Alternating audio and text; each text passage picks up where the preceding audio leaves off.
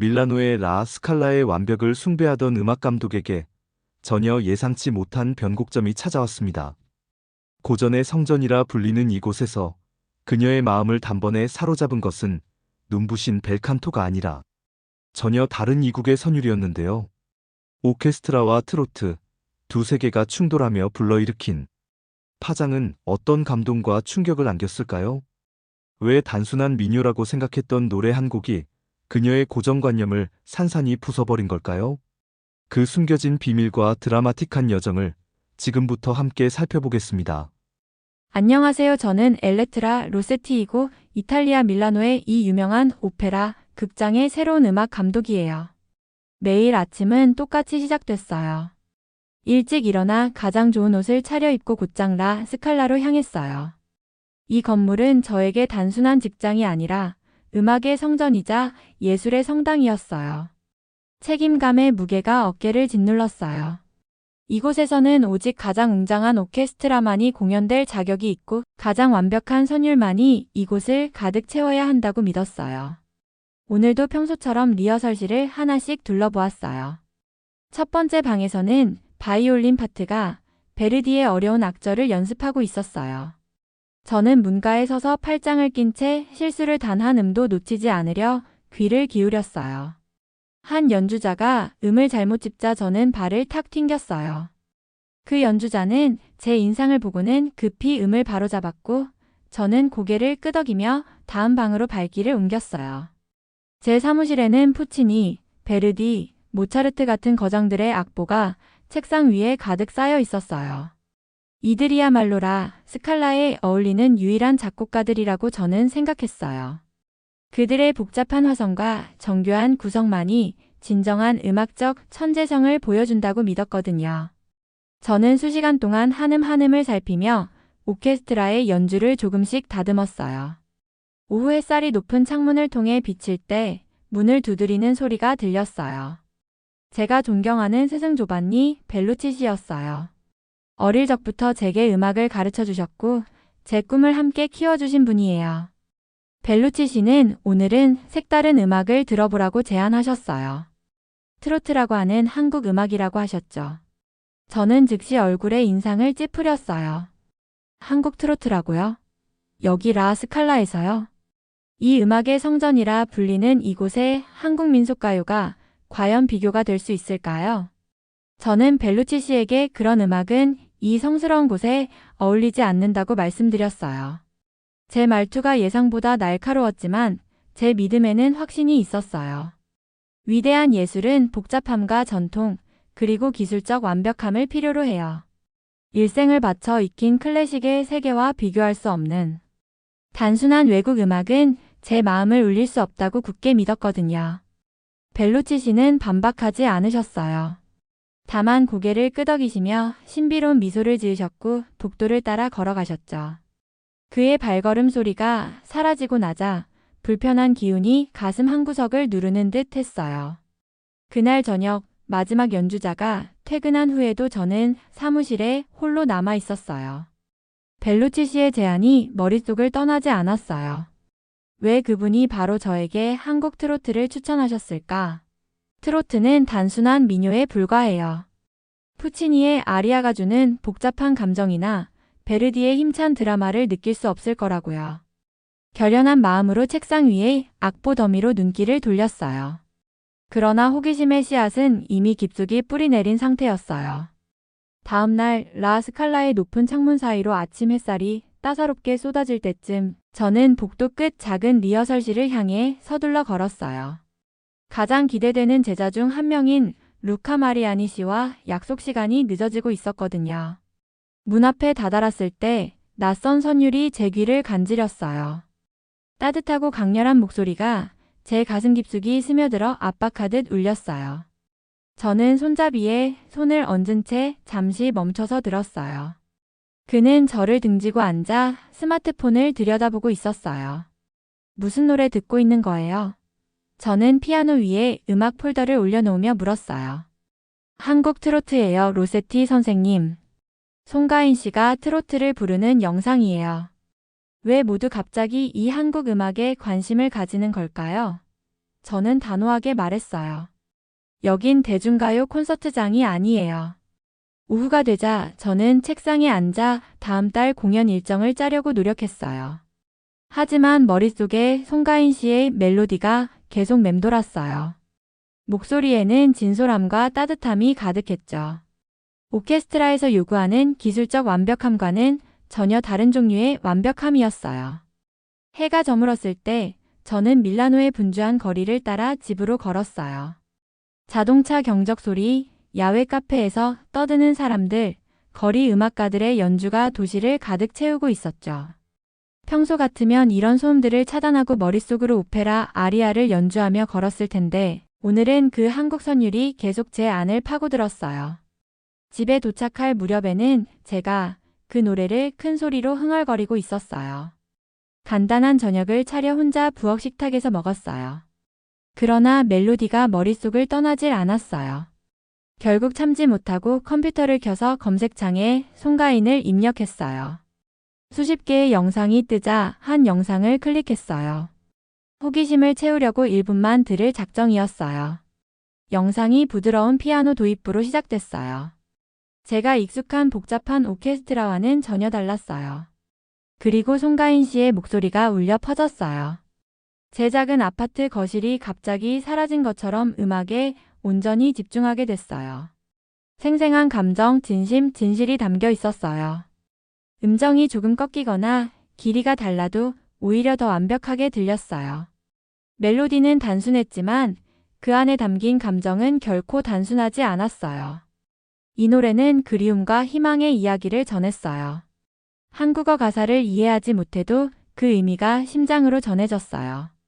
후렴이 흐를 때면 예기치 않게 눈물이 글썽거렸어요. 이 단순한 민요에 왜 제가 이토록 반응하는 걸까요?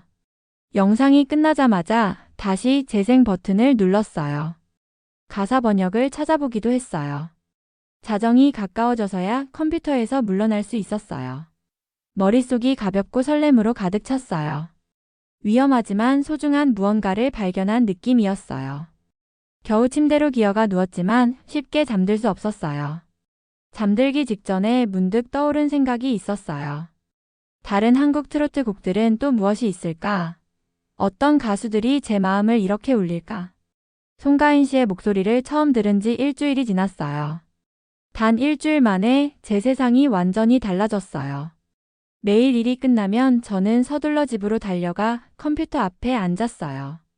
이탈리아 오페라 선율 대신 제 아파트는 이제 한국 트로트의 감성 멜로디로 가득 차 있었어요. 정말 놀라운 가수들을 많이 찾았어요. 이명웅 씨는 가을 강물에 떨어진 낙엽처럼 슬픔을 실어 나르고 나훈아 씨의 노래는 오래된 사진 속 추억을 떠올리게 했어요. 각 가수는 사랑과 상실, 희망과 꿈의 이야기를 노래로 들려주었어요. 오늘 밤에는 이명웅 씨가 파란 재킷을 입고 부르는 영상이에요. 관객들은 응원봉을 흔들며 리듬에 맞춰 물결을 잃었어요. 가슴을 직접 두드리는 생생함이었어요. 저는 노트를 꺼내 펼쳤어요. 한쪽 페이지에는 이탈리아 벨칸토의 기술적 요소를 적었어요. 완벽한 호흡 조절, 레지스터 간 매끄러운 전이, 또렷한 발음 같은 것들이죠. 그 맞은편 페이지에는 트로트의 특별한 기법을 적었어요. 사이를 부드럽게 미끄러지는 꺾기, 감정을 흔드는 진동, 노래 중간에 말을 섞어 의미를 강조하는 방식까지요. 갑자기 전화가 울려서 깜짝 놀랐어요.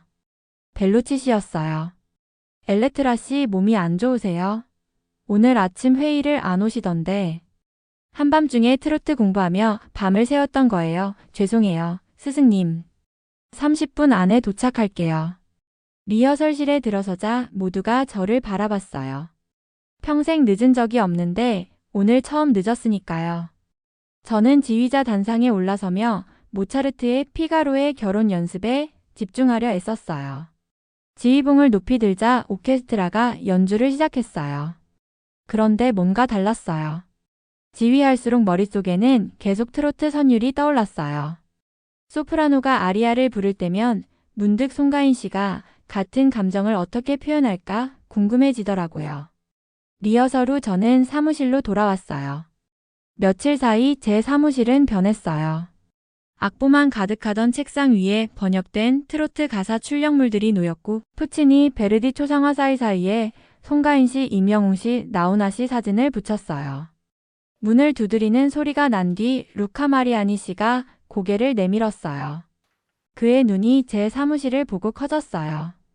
로세티 선생님, 한국 음악을 공부하고 계신가요? 그래요, 루카 마리아니 씨. 지난주 제게 들려준 음악 사실 사과할 일이 있어요. 단순하다고 생각했는데 정말 놀라워요. 루카 마리아니 씨는 활짝 웃으며 휴대폰을 꺼냈어요. 정동원 씨 들어보셨어요? 목소리가 대단해요. 1시간 동안 루카 마리아니 씨와 제 최애 트로트 곡을 나눴어요. 이탈리아 오페라 기법과 한국 트로트 기법을 비교한 제 노트를 보여주었더니 그는 한국 트로트 역사를 알려주었어요. 어려운 시기에 태어난 음악이 한국인의 강인함을 담고 있다는 설명을 듣고 가슴이 뜨거워졌어요. 루카 마리아니 씨가 사무실을 떠난 뒤 미친 듯한 아이디어가 떠올랐어요. 이 두 음악색의 이탈리아 오페라와 한국 트로트를 어떻게든 함께 연결할 수 있다면 이렇게 실험하면 라 스칼라에서 제 경력이 끝날 수도 있어요. 전통을 중시하는 이 사회가 벌떼처럼 달려들 거예요. 하지만 오랜만에 완벽한 음정과 기교를 넘어선 새로운 열정이 제 안에서 불타고 있었어요. 저는 라 스칼라의 웅장한 로비로 발을 내디뎠어요. 천장에 매달린 샹들리에는 작은 별처럼 반짝였고 안내 데스크에 놓인 싱싱한 꽃 향기가 공기를 가득 채웠어요. 관광객들은 계단 앞에서 사진을 찍고 오페라 안경을 써보느라 분주했어요. 처음에는 익숙한 자부심이 제 가슴을 채웠어요. 여기가 바로 제가 제일 잘 아는 곳이니까요. 그런데 그 순간 뭔가 이상한 일이 벌어졌어요. 분주한 풍경 한가운데 누군가의 손에서 반짝이는 빛이 눈에 들어왔어요. 평범한 흰색 티셔츠에 청바지를 입고 있었지만 작은 태블릿 화면을 뚫어지게 바라보는 모습이 너무나 진지했고 경건해 보였어요. 그의 품에는 작은 태블릿이 놓여 있고 화면에는 송가인 씨가 트로트를 부르는 영상이 재생되고 있었어요. 저는 숨이 멎는 것 같았어요. 이 노래를 사무실에서 헤드폰으로는 수없이 들었지만 여기 로비 한복판에서 전혀 모르는 사람의 손에 쥐어진 화면으로 보게 되자 모든 것이 달라졌어요. 저는 이름 모를 이 청년에게 이끌리듯 한 걸음 더 다가갔어요. 저는 그저 가만히 몇 걸음 떨어진 곳에 서서 가슴이 두근거리는 것을 느꼈어요. 잠깐 눈이 마주치자 그가 미소를 지었고 다시 화면으로 시선을 돌렸어요. 저는 목을 가다듬으며 말을 건넸어요. 실례합니다. 죄송한데 이 노래가 당신에게 어떤 의미인가요? 그는 화면을 부드럽게 두드리며 대답했어요. 제게는 힘든 시기에 희망을 주는 노래예요. 삶이 버거울 때 이 선율을 들으면 다시 앞으로 나아갈 용기가 생기거든요. 그의 영어는 또렷하고 간결했어요. 그 순간 제가 깨달은 중요한 진리가 있었어요. 예술은 단순한 기교나 화려한 무대가 아니었어요. 예술은 마음과 마음을 잇는 다리였던 거예요. 이탈리아어로 부르는 아리아든 한국 민요든 중요하지 않았어요. 공간과 언어를 넘어 전달되는 감정이 진짜였죠. 발걸음을 돌리며 깊은 곳에서 일어나는 변화의 불꽃을 느꼈어요. 웅장한 로비도 대리석도 샹들리에도 그대로였지만 저는 완전히 달라져 있었어요.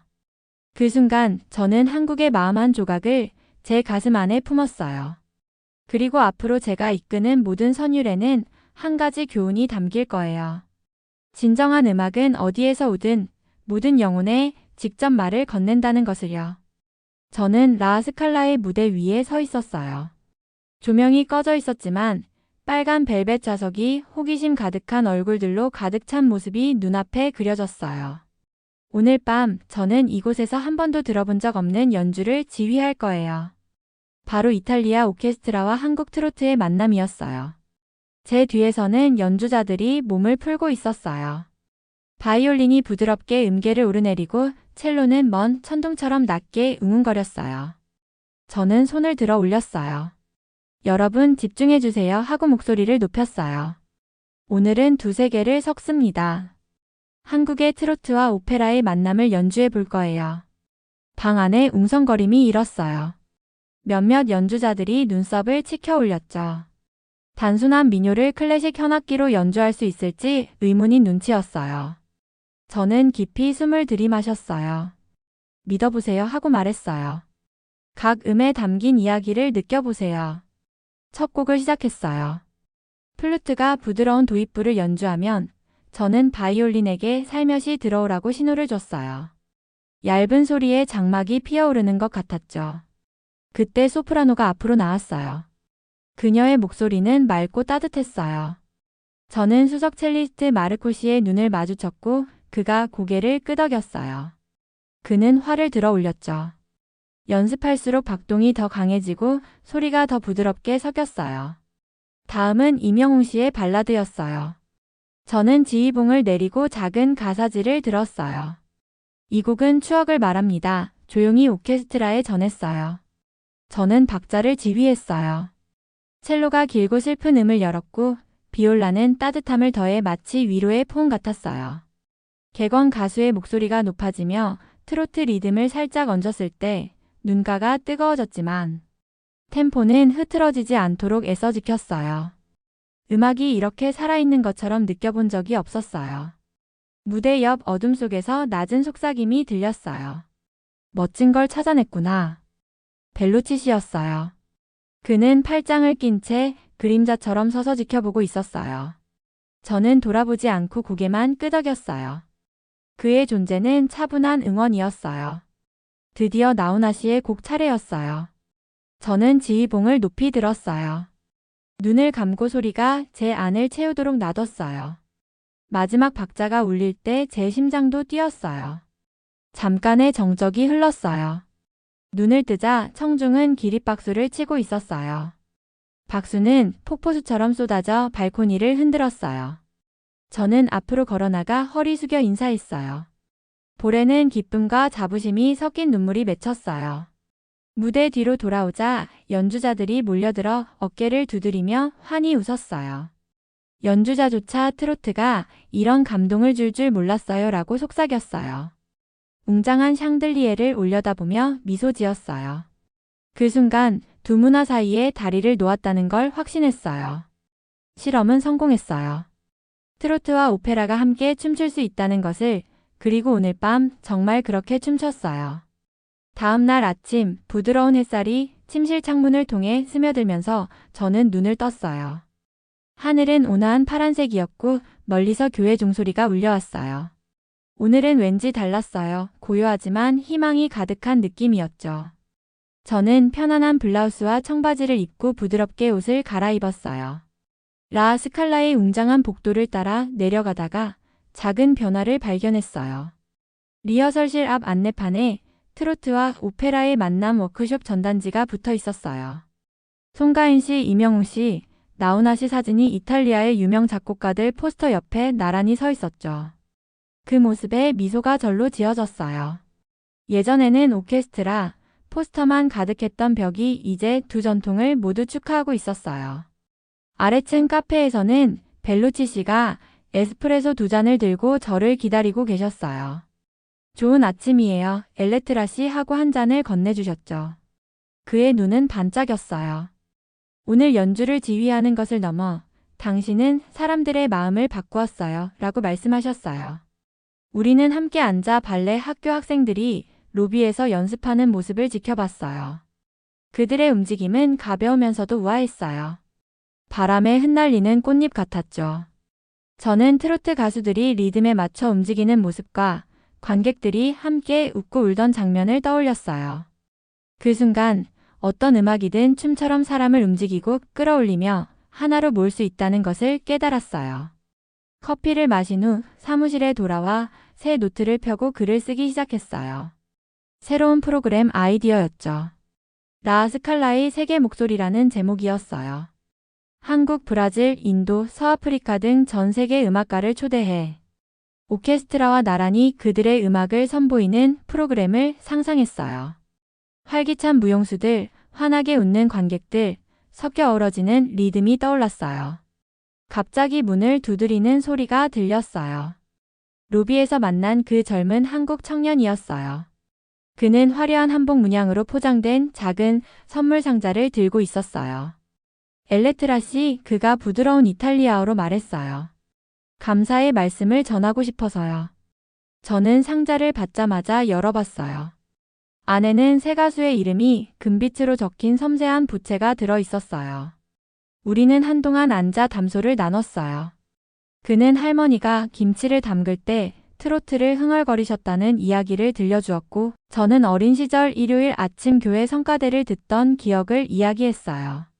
서로 그 단순한 순간이 얼마나 비슷하게 느껴지는지 깨닫고 웃었죠.